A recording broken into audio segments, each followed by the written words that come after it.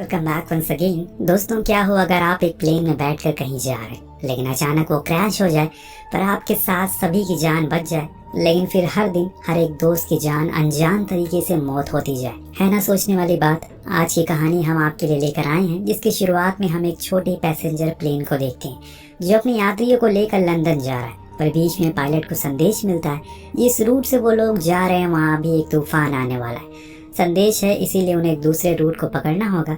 पहले तो वो मना कर देता है क्योंकि उस रूट पर कोई भी पायलट उड़ने से कतराता है। न जाने क्या वजह है इसके पीछे की, पर भी पायलट के पास कोई और रास्ता नहीं है। इसीलिए उसने उन लोगों की बात को मान लिया और फिर अपने प्लेन को मोड़ दिया। लेकिन जब पीछे बैठे यात्रियों को पता लगा कि अब उन्हें एक और घंटा लगेगा अपनी मंजिल में पहुंचने के लिए, तो उन्हें थोड़ा बुरा तो लगता है, पर वो सह लेंगे। यही सोचकर वो रिलैक्स हो गए। शायद ये लिए भयानक याद लेकर आ रही है जिसके आगे जाकर वो तभी याद कर पाएंगे अगर वो जिंदा होंगे। लेकिन फिर अचानक से एक बीप होता है और पता लगता है कि जीपीएस खराब हो गया। ऊपर से फ्यूल टैंक में भी छेद हो गया है कि पायलट किसी भी तरीके से अपने प्लेन को स्टेबल रखता है। जब फ्यूल पूरा खत्म हो गया तो प्लेन का इंजन बंद हो गया और फिर क्या था, वो किसी गोली की तरह नीचे गिरने लगा, जो देख पायलट समझ गया कि अब कुछ नहीं हो सकता। उसने अपना फोन निकाला और खुद के परिवार के लिए एक वीडियो रिकॉर्ड की, जिसमें उसने अपनी बीवी बच्चों का शुक्रिया कहा कि उन लोगों ने उसका हमेशा साथ दिया। और हाँ, वो लड़ते हुए मरा है, यानी कि उसने कोशिश की थी लेकिन अपने प्लेन और लोगों को वो बचा नहीं पाया। इसके कुछ ही समय बाद प्लेन पूरी तरह से अमेज़न के जंगलों में क्षतिग्रस्त हो गया। लेकिन पीछे बैठी एक एयर होस्टेस के अलावा सभी लोग जिंदा बच गए। लेकिन वो एयर होस्टेस जिसने बेल्ट नहीं लगाई थी, उसके शरीर की कई सारी हड्डियां टूट जाती हैं, जिस चीज का सबूत पैसेंजर में से एक डॉक्टर ने दिया कि ये ज्यादा देर जिंदा नहीं रह पाएगी। लेकिन उन 9 लोगों के अंदर डर का माहौल पैदा हो गया है। भले ही वो मरे नहीं, लेकिन हाँ, जिस जगह पर वो क्रैश हुए हैं वो जगह दुनिया का सबसे बड़ा घना जंगल है। ऐसे में खुद को यहाँ पर जिंदा रख पाना कितना मुश्किल है वो इन्हें आगे पता लगेगा। अगर ये 9 लोग समझदार हुए तो रेडियो और बाकी किसी चीज से मदद मांगने में सफल हो जाएंगे, वरना इसके अलावा तो अंजाम बहुत बुरा होगा। अब 2 पायलट को चेक करने के लिए कॉकपिट में ये जाते हैं, लेकिन उनकी तो छाती में लकड़ी घुस चुकी है। पर डॉक्टर ने बताया कि उसकी सांसें अभी चल रही है। इतने में बाहर से धुआं उठने लगा और एक बंदा फौरन बाहर गया। देखा, सभी को लगा कि शायद वो आग बुझा रहा होगा, लेकिन असल में वो तो अपना सामान लेने गया था। खुद की जान से ज्यादा उसका सामान कीमती था। कौन है ये लोग, कहाँ से आते हैं? उसकी इसी बेवकूफी को देखते हुए एक लड़की ने फौरन आग पर काबू पाया, लेकिन सभी के अंदर एक संदेश पैदा हो गया। आखिर उस बैग में ऐसा क्या था जिसके लिए उसने अपनी जान को छोड़ पहले उसे बचाया? खैर, अभी तो इन्हें किसी भी तरह करके मदद बुलाना होगा, लेकिन किसी के भी फोन में नेटवर्क नहीं आ रहा। ऊपर से इन्हें अभी रेडियो का भी कुछ अता पता नहीं है। तो वहीं डॉक्टर और एक यात्री ने किसी भी तरह करके पायलट को सुरक्षित बाहर ला दिया। उसकी छाती में लकड़ी घुसी थी, जिसके कारण अब उसके पास समय बहुत कम है। उसे फौरन होश में लाना होगा ताकि वो इनकी मदद कर पाए, या फिर इस बीच एक बूढ़ा कपल जो कि सभी को आश्वासन देता है कि जल्दी ही उनकी मदद के लिए कोई जरूर आएगा। इधर सभी यात्री परेशान हैं, घबराए हैं। तभी अचानक एक न्यूली मैरिड कपल को जंगल की गहराई में ऊंची झाड़ियां हिलती हुई नजर आती है, जो चीज उन्हें डराने में कोई कसर नहीं छोड़ती, क्योंकि इनमें से किसी को भी अभी कुछ आइडिया नहीं है कि वो कहाँ पर है। अब पहले तो इन्हें यूनिटी दिखानी होगी, एकता दिखानी होगी। ऐसी जगहों पर सबसे ज्यादा उपयोग में वही आता है। दूसरी चीज, हमें सबके बारे में पता रहना चाहिए, यानी कि कौन क्या करता है, उसका क्या नाम है, जो चीज हमें एक दूसरे के साथ घुलने मिलने में मदद करेगी। तो इसकी शुरुआत ब्लैक गाई जैक से होती है, जो कि एक लाइफ इंश्योरेंस एजेंट है, जिसका अनुमान है कि ये दुर्घटना आपसी रंजिश के कारण हुई है। लेकिन स्पेक्स यानी कि डॉक्टर, वो साफ इनकार करता है, क्योंकि ये प्लेन अमेरिका से उड़ रहा था जहाँ पर ऐसी चीजें नहीं होती। और फिलहाल हमें पायलट को होश में लाना चाहिए, क्योंकि एयर होस्टेस तो अब ज्यादा देर जिंदा नहीं रह पाएगी। वहाँ पास में बैठी सोफिया, जिसने बताया कि वो आए दिन ट्रैवल करती रहती है। उसका ये अंदाजा है कि ये जगह अमेज़न का जंगल हो सकता है। उसे समझदारी से काम लेना होगा। इसी दौरान उस बैग वाले आदमी ने बताया कि वो एक बॉक्सर है, वो लंदन जा रहा है अपनी लीग में हिस्सा लेने के लिए। इतने में ओल्ड लेडी आके ने उसे पूछ लिया कि आखिर इस बैग में है क्या। तो उसने बताया कि इसमें मेरे ग्लव्स हैं, जो कि मेरे लिए अनमोल है। अब सभी थोड़ा मोड़ा एक दूसरे को जान गए थे, तो अब पहले तो उन्हें खुद के खाने और पीने के लिए इंतजाम करना होगा, क्योंकि मदद कब आएगी किसी को कुछ पता नहीं है। जैक ने कहा कि हमें सामानों को ढूंढना होगा और जो कुछ भी मतलब की चीज मिले उसे जल्दी से अपने पास रख लो। सभी काम में लग गए। इस बीच सोफिया ने बताया कि एयर होस्टेस ने अपना दम तोड़ दिया है, तो बेहतर होगा कि हम उसे साइड में रख दें। वो अनायासे में लाश की बदबू और कीड़े या फिर कोई और चीज भी आकर्षित उससे हो सकती है। लोगों को उसकी बात ठीक लगती है, इसीलिए उन्होंने ऐसा किया। और इस बीच उस ओल्ड लेडी ने भी खाने को अलग अलग हिस्सों में रखा, सभी 9 लोगों में बांट दिया। इतने में सोफिया ने बताया कि उसे सबसे ऊंची जगह दिख रही है, अगर हम लोग वहाँ पर जाएं तो हो सकता है कि नेटवर्क आ सके। जो सुन बॉक्सर अपना सुझाव देता है कि हाँ, ऐसे में हम जंगल में अपने खाने को भी ढूंढ सकते हैं और पानी को भी, दोनों ही वहाँ पर ज्यादा मात्रा में उपलब्ध है। इस बीच लगातार पायलट खांसे जा रहा है और बार बार पैसेंजर स्पेक्स की ओर देख रहा है, बल्कि वो तो पहले ही बता चुका है कि ऐसे हालातों में सर्जरी करना ठीक नहीं है। लेकिन अब जब सभी उसे इतनी उम्मीदों से देख रहे हैं तो वो इस रिस्क को लेने के लिए मान जाता है, जिसके लिए उन्होंने प्लेन में मौजूद शराब और फर्स्ट एड का इस्तेमाल किया। फिर शुरू कर दी अपनी सर्जरी, वो भी किसी एनेस्थीसिया के। तो आप समझ गए होंगे कि पायलट किस दर्द से गुजर रहा होगा। लेकिन स्पेक्स अपने तजुर्बे से इस काम को पूरा कर देता है, पर काम यही नहीं खत्म हुआ, बल्कि अब पायलट को सर्जरी के बाद वाले खतरे को झेलना होगा, जो कि हो सकता है उसे इन्फेक्शन हो जाए। सभी को इस चीज का ध्यान रखना होगा। प्लेन के अंदर बैठा न्यूली मैरिड कपल जो हनीमून के लिए जा रहा था, वो इसी सोच में डूबा है कि अगर उन पर किसी जंगली जानवर ने हमला कर दिया तो क्या होगा। तभी एक काली परछाई उन्हें प्लेन के दूसरी तरफ दिखाई देती है, जो अचानक से गायब हो गई। दोनों को ही समझ नहीं आया कि वो क्या था। अंधेरा हो गया, सभी जैसे तैसे उस हालत में वहीं सो गए। तभी एक काली परछाई आई और उसने पायलट के मुंह पर कपड़ा रख दिया, शायद उसे कोई मारना चाहता हो। खैर, अगले दिन जब इनकी आंख खुली तो उन्होंने देखा कि पायलट का पूरा शरीर नीला पड़ चुका है, जो देख स्पेक को बहुत अफसोस होता है। वो नहीं चाहता कि उसकी सर्जरी की जाए, क्योंकि उसका मानना था कि इन्फेक्शन फैल सकता है, और वही हुआ, जिसके कारण वो मर चुका है। लेकिन दोस्तों, असल वजह तो कुछ और ही है, जो अभी इन लोगों को किसी को पता नहीं है। अब सभी का कहना था कि अभी एयर होस्टेस और पायलट की लाश को दफना देना चाहिए, ताकि उनकी आत्मा को शांति मिल जाए। लेकिन बूढ़ी लेडी का कहना था कि उन्हें ऐसे नहीं करना चाहिए, क्योंकि अगर रेस्क्यू वाले आ गए तो हम फिर इन दोनों के परिवारजनों को उन्हें सौंप सकते हैं। कम से कम वो उन्हें आखिरी बार देख तो पाएंगे। लेकिन क्या आपने सोचा कि आखिर अचानक प्लेन का जीपीएस कैसे खराब हो गया? क्या वो बॉक्सर सच कह रहा है कि उस बैग में सामान ही है? किसने रात के अंधेरे में पायलट के मुंह पर कोट रख? वो काली परछाई क्या थी? इन सारे सवालों के साथ ये पहला एपिसोड यहीं खत्म होता। लेकिन रुकिए, अभी हम चलते हैं दूसरे एपिसोड में, जिसमें हमें कुछ सवालों के जवाब तो हमें पता लग जाएंगे। अब सभी के अंदर डर का माहौल पैदा हो गया है, क्योंकि अभी अभी उनके सामने एक नई मौत हुई है। इतने में जैक कहता है कि हमें इसे दूर ले जाकर दफन कर देना चाहिए, खुद के करीब रखना उचित नहीं है। तो स्पेक्स मान गया और उसे ले जाने लगा। इस दौरान पायलट के जेब से उसका फोन गिर गया और उसे फौरन स्टीफन ने उठा लिया। वही न्यूली मैरिड कपल वाला आदमी जिसकी वाइफ ने उसे ऐसा करने से मना किया, तो उसने ये कहकर उसे चुप करा दिया कि अगर हम सब बच गए तो कोई तो आखिरी निशानी होनी चाहिए, इसीलिए मैंने ये रख लिया। स्टीफन के चेहरे से साफ साफ पता लग रहा है कि उसके इरादे कुछ और ही है। इधर आखिरी समय पर स्पेक्स थोड़ा समय और रुकने को कहता है, हो सकता है कि उन्हें ढूंढते ढूंढते कोई आ जाए। वहीं डॉक्टर खुद को उसकी मौत का जिम्मेदार मानने लगा है। उसे अभी भी लग रहा है कि उसे सर्जरी नहीं करनी चाहिए, पर जैक कहता है कि अब जो होना था वो हो गया, इसमें आपकी कोई गलती नहीं है। पायलट उसका शुक्रिया कहता है, क्योंकि अभी के समय वह पूरी तरह से दिवालिया हो चुका है। यहाँ तक कि उसका परिवार ने भी उसे छोड़ दिया है और अब ये हालत उसे पूरी तरह से तोड़ देंगे।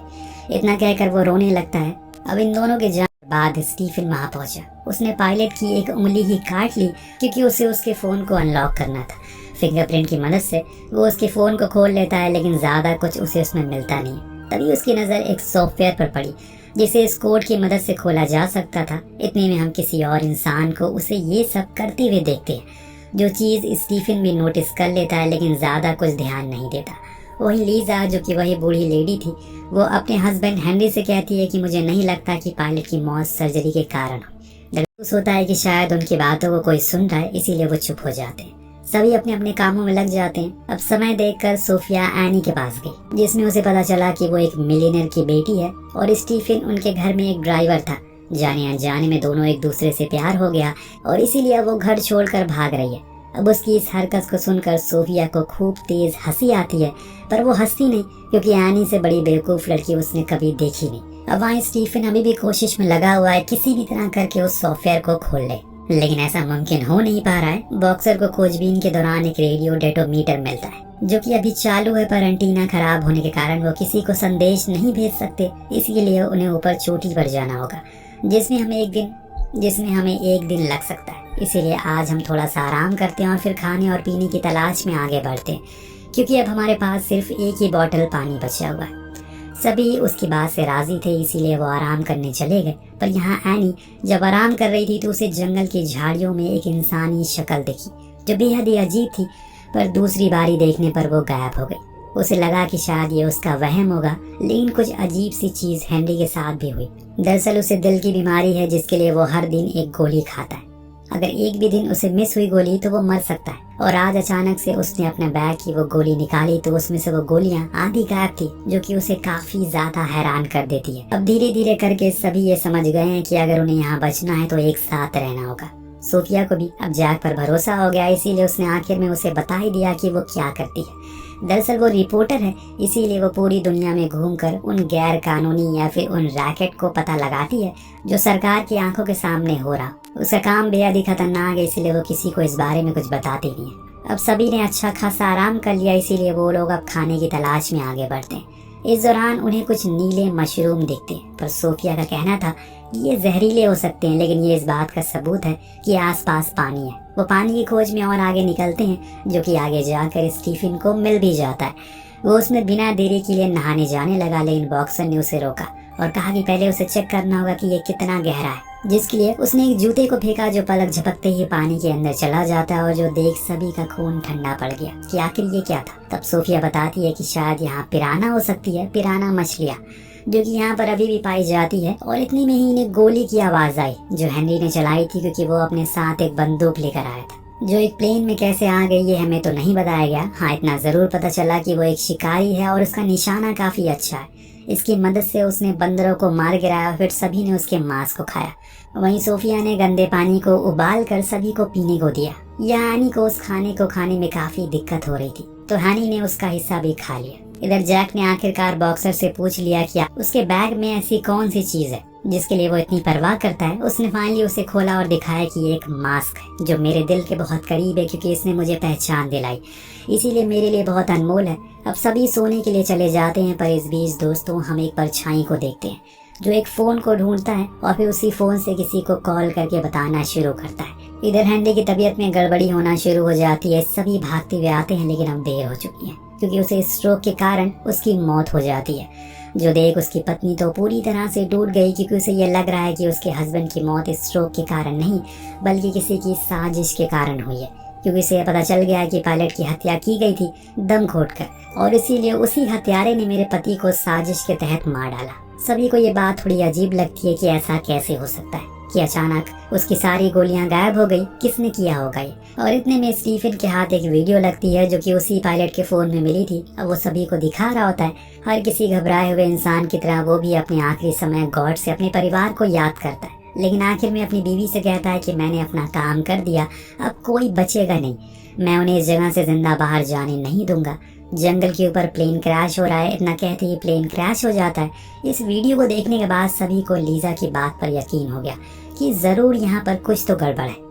शायद उनके पास ही इन 3 लोगों का कातिल छुपा हुआ है, जो उनकी हर चीज को देख रहा है। लेकिन कौन है ये मास्टरमाइंड, क्या चाहता है, अब किसकी बारी है, ये हमें एपिसोड 3 में देखने को मिलेगा, जिसकी शुरुआत होती है एक डर के माहौल से, क्योंकि अभी तक सभी को लग रहा है कि वो सर्वाइवल मोड पर है, यानी कि उन्हें किसी भी तरह करके खुद को जीवित रखना है। लेकिन अब तो उन्हें ये सोच सोच कर डर लग रहा है कि आखिर कौन उन्हें मारना चाहता है। अब एनी लीजा के पास गई उसे थोड़ी सहानुभूति देने, लेकिन वो उसे उल्टा उसे सुनाने लग गई। उसे तो यकीन ही नहीं हो रहा है कि उसने एक गरीब आदमी से कैसे शादी कर ली, जरूर कुछ गड़बड़ है। दरअसल लीजा अब सभी को शक की नजरों से देख रही है, उसे हर किसी में अपने पति का कातिल नजर आ रहा है, जो सही भी है। जितने भी लोग यहाँ पर मौजूद हैं, सभी की कहानी अजीब सी है। लीजा की ऐसी बातों को सुन एनी वहाँ से और जंगलों में चली गई ताकि थोड़ा सैर कर सके, लेकिन यहाँ उसे एक बारी फिर से कुछ अजीब सा दिखा।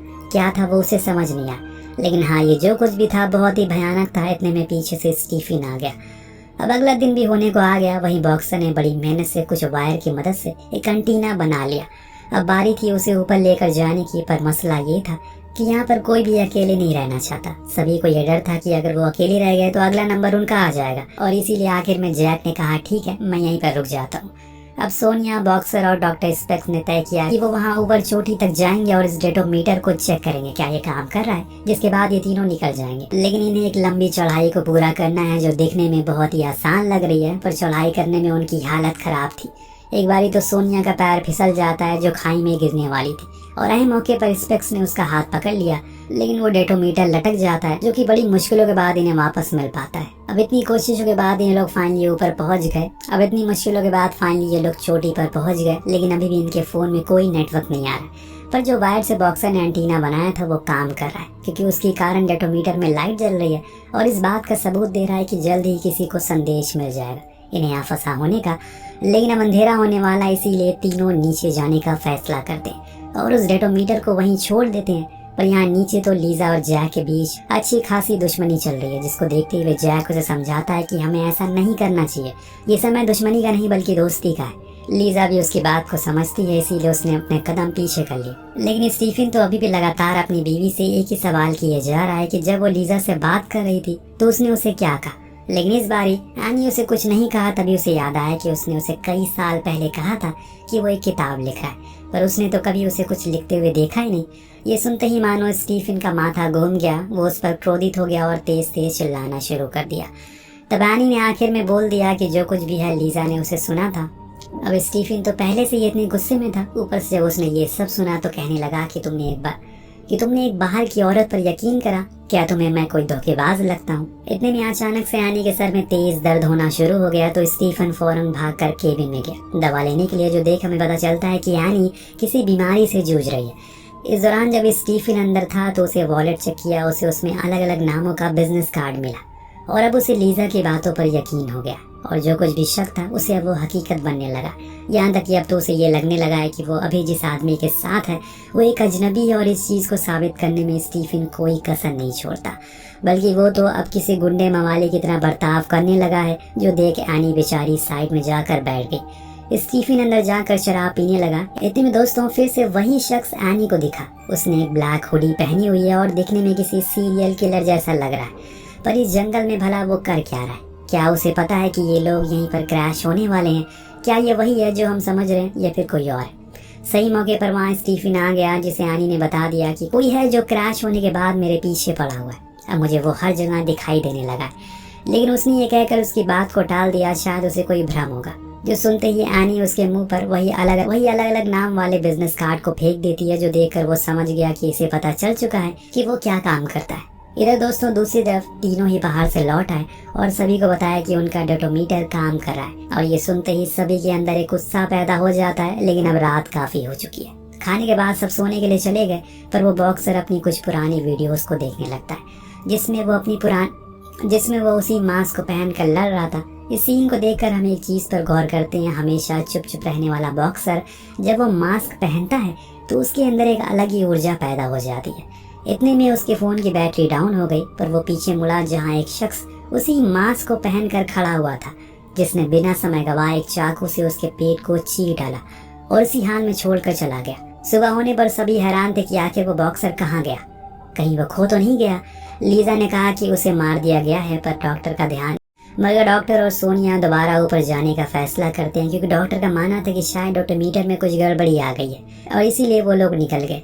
यहाँ सभी आराम से सो गए, पर अचानक से जैक कहीं चला गया, जो देख लीजा भी उसके पीछे पीछे चली गई। इन दोनों के बाद एनी को किसी ने दबी आवाज से पुकारा। वो एक गर्म टहनी को लेकर उसी की ओर बढ़ी। ये वही शख्स था जो उसकी ओर बंदूक तान कर खड़ा था। लेकिन इस बार ये एनी बिना कुछ सोचे समझे उसके सीने में वही टहनी घुसा देती है। लेकिन हकीकत में वो कोई और नहीं बल्कि स्टीफन था। दूसरी तरफ वो दोनों अभी ऊंचाई तक पहुंच गए। तभी जंगल के बीच उन्हें चील उड़ती हुई दिखाई दी। वो फौरन उस ओर गए तो उन्होंने बॉक्सर की लाश को देखा। वो चील नोच कर उसे खा रही है।